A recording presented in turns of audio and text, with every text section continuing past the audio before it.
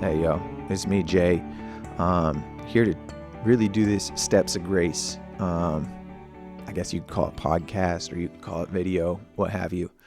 I just want to preface by saying I'm trying to do shorts that teach the culture, and I'm trying to do videos that teach the steps. And so if you're looking for some nuance of culture in the 12-step community, maybe check out the shorts on this playlist. If you're looking to see what life can be if you progress to the point where your program is already installed in your spiritual nature, check out my other podcast, Recovered by Christ.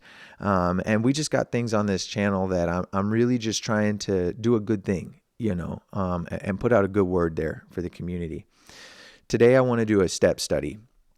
I don't know how many videos this will turn into, but I want to exhaustively teach the steps in a way that, as I said in my last video, that I was looking for in the past.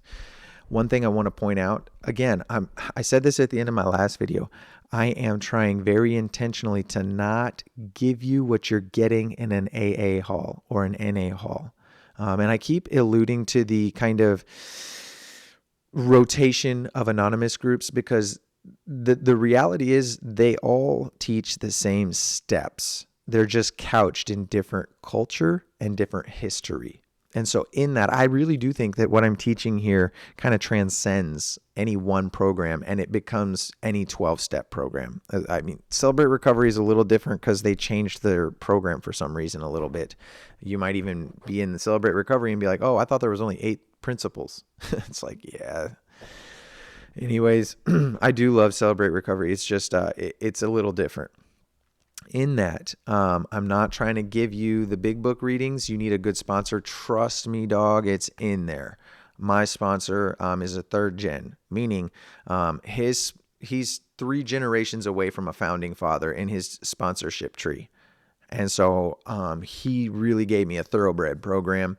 And one of the things that he did was he sat down and he's like, bro, this step is right here. And he walked me through the book and taught me how to apply the steps into my life through the big book.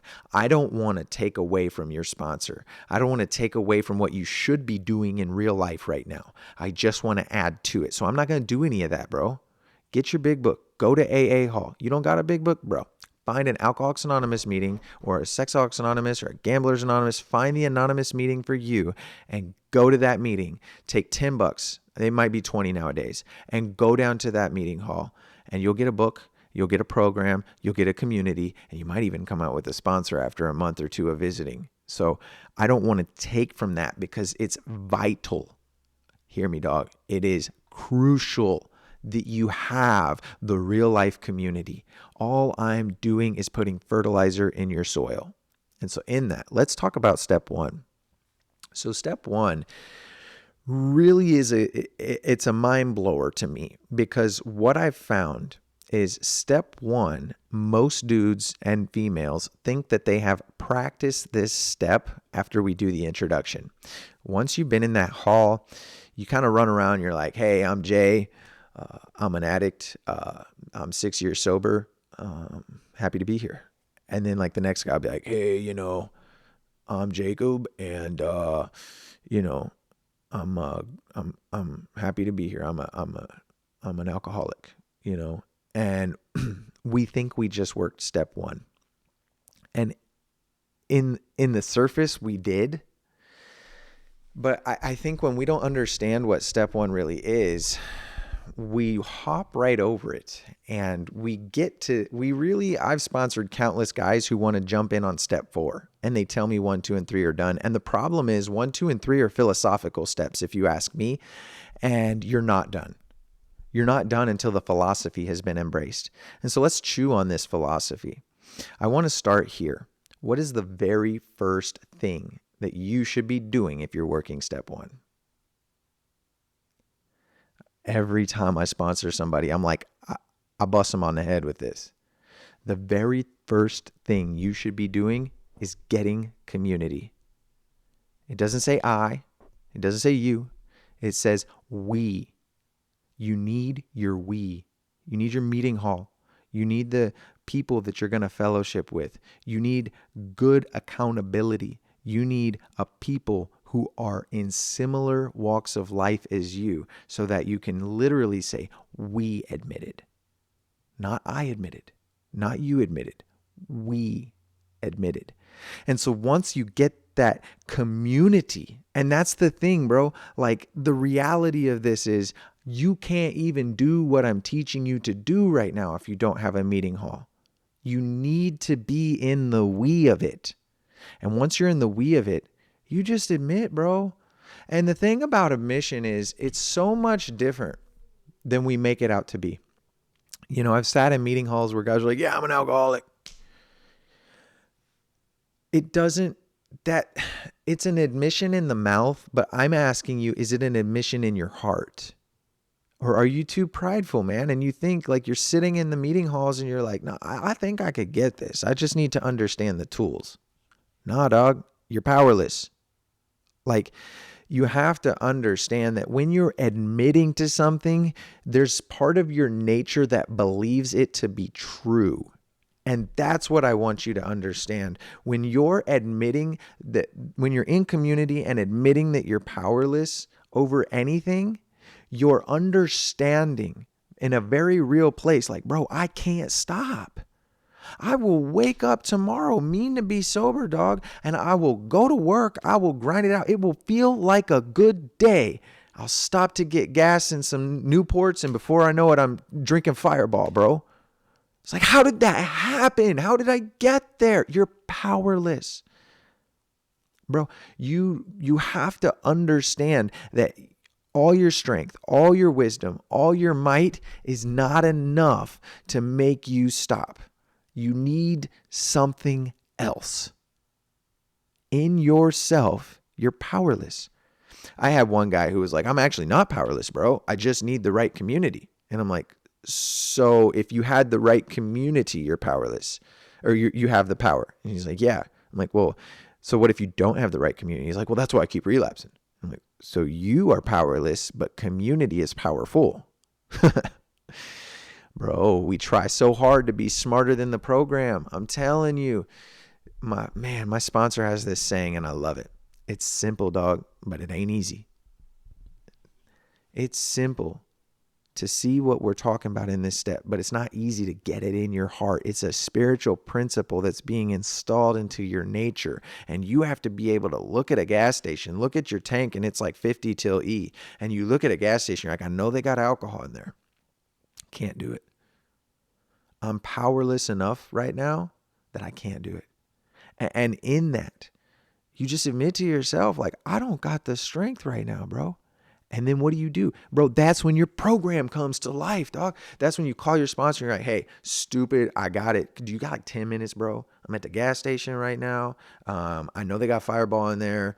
I'm tired. I'm hot. Like all my addictive symptoms are starting to show. I'm tired. I'm going home and I don't know what I'm going to do. I'm lonely a little bit. I'm hungry. I'm looking to relax. Like all these things, bro. Like, will you just talk to me while I pump gas and pay for it so that I know and you know that I didn't just buy a couple dollar shots, and that's a program, bro. And it takes the we to have and the admission to get power over that. If you're trying to do it on your own, you're powerless. We admitted we were powerless over alcohol. Bro, when you can really grab hold of that, it builds everything else that you'll read in the program and in the 12 steps. Another thing I want to point out here is the next word, were. We admitted so you're still in community here, were powerless over alcohol. And you could substitute alcohol with whatever you want. I just want to do away with that real quick.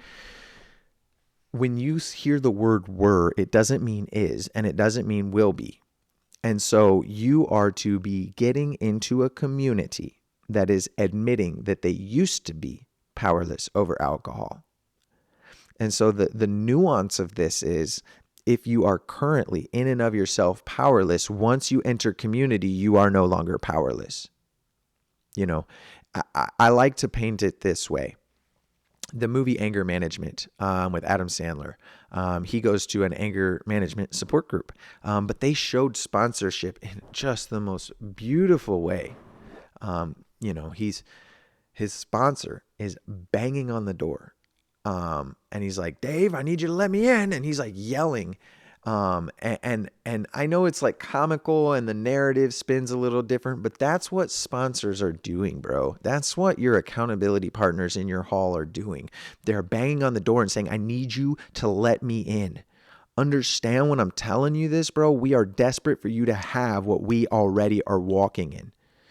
We were powerless and you are powerless and we don't want you to be no more. That's the nuance of this word were. Bro, you got to think this thing was written by doctors and psychologists and like all these intellectual types, almost 100 years ago. They knew what they were doing. They were not stupid. So every sentence was very strategically structured word by word. And so if you're just looking at the steps like we admitted we were powerless over alcohol and that our lives have become unmanageable, and you're just like, I admit I'm powerless over alcohol, my life's unmanageable, you did not give it half the thought that they gave it when they wrote it.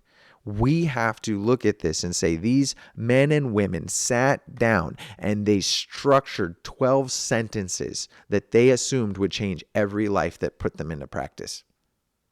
I want to know every word, every nuance of those steps. And so in that, what are you powerless over? Like, first off, powerlessness means you don't have the strength and the wisdom. You can't do it, dog. Think about this. I was sponsoring a guy and he was trying to convince me that he had power. And I tried to tell him like, bro, you don't though. And we start talking about how, the only thing he doesn't have power over, and this kind of segues into what the next video will be, but anytime he's everything that's not about addiction, he was like rock solid. And he's like, I always keep a job. I always take care of my family. I always keep my money right. I'm always like eating when I'm on benders. Like he just like says all these things. He's like, I never cheat on my wife. And he's like, I'm pretty manageable. I just can't quit drinking. And I was like, all right, bet. And I was like, do you use an alarm to wake up? And he was like, well, yeah. And I'm like, okay, what time do you get up? He's like, I get up at 7:00 every morning. And I was like, okay, so check this out. What if you turned your alarm off and you told yourself to get up at 6:30 in the morning? He's like, I'd probably do that. I'm like, all right, bet. And I was like, if that's true, then start doing that and quit relying on an alarm. And he was like, I don't understand what this has to do with anything. And I was like, you're actually powerless unless the alarm comes in.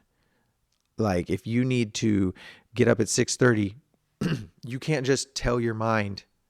Some people can, like especially military people, they've developed that discipline. But the average bear, and we're not the average bear, right?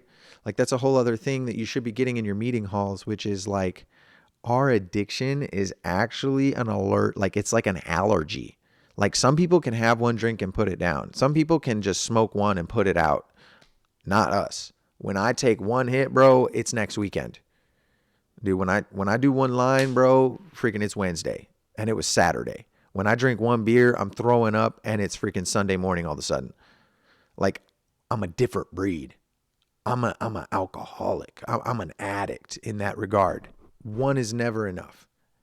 And one more is just one too many, bro. Like whatever that catchphrase is, it's kind of jumbled in my head right now. But in that, so I'm back to this guy where I'm like, if you can't do it on your own and you need something else, that's you being powerless. And unless you're able to just, when you go to bed, you're like, 6:30, and then you lay down and then you wake up 6:30 on the dot, like, bro, I will believe you. But if you set an alarm or you ask for help or you do anything, even opening a window so the sunlight will hit you as it breaks over the skyline, all of that is you being powerless. Powerful is you are fully in control. And you could be like, oh, well, I have power over the blinds. And it's like, yes. But what I'm trying to get you to understand is when you talk about being powerless in your addiction, you don't get to claim a position of strength. You have to weed out every piece of your prideful ego that says you have strength. And dog, you got to set it down and say, I am powerless. And I want you to know that. And you want me to know that. And we admit that we are powerless. And that's okay, dog. It's okay to be powerless because we're all powerless together. But when we come together, we're powerful. strength in numbers. That's the kind of vibe that I want you to get on this first half of step 1. And so in that, I might speak on step 1 again if I feel like as I watch this video and stuff, but this is going to be a good introduction to the first segment of step 1. So in that, man, be blessed. I hope that life is working in your favor right now.